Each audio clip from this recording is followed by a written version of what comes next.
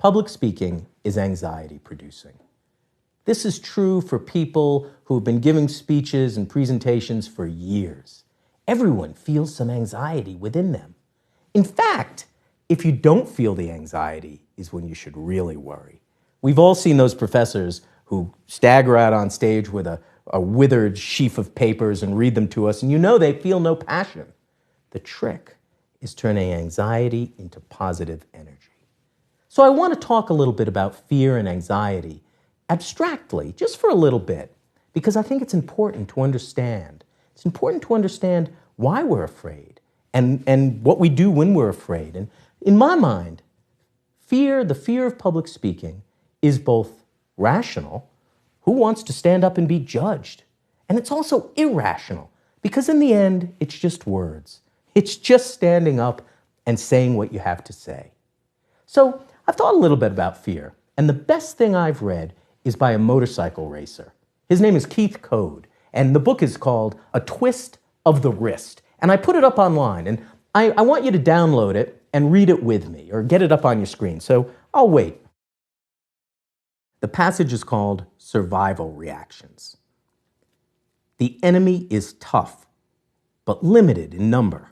Roll off the gas, tighten on the bars, narrowed and frantically hunting field of view. Fixed attention on something, steering in the direction of the fixed attention. No steering, frozen, or ineffective, not quick enough, too early steering, braking errors, both over and under braking. Everyone has had all the above happen to them. Are they automatic? Take tightening on the bars as another example. Do you command your arms to tighten up? Or do you find they've done it on their own? Do you choose to have your attention narrow and target fix? Did you overbrake on purpose? Whether for real or an imagined reason, anything that triggers one of the above survival reactions, such as quickly shutting the throttle, hitting the brakes on a turn, holding the bars too tightly, is an attempt to reduce or avoid injury. None of them will work in harmony with machine technology or rider control. In the following chapters, we will see how to defeat them. Now, this isn't a course on motorcycle racing, though I wish it was. This is a course on how to manage fear.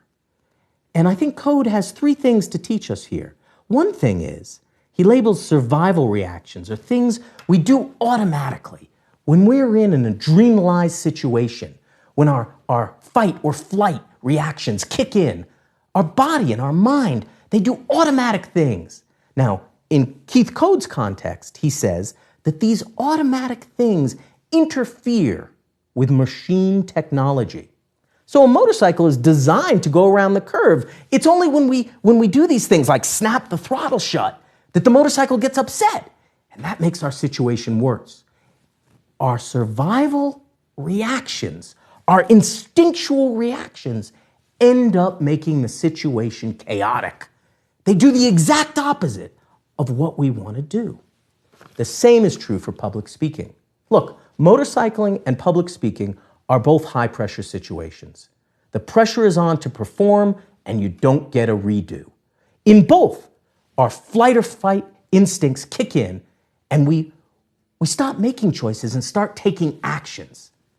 Those actions can cause chaos. This is why fear is both rational and irrational. It's rational because the reactions are trying to help us. That's a rational thing.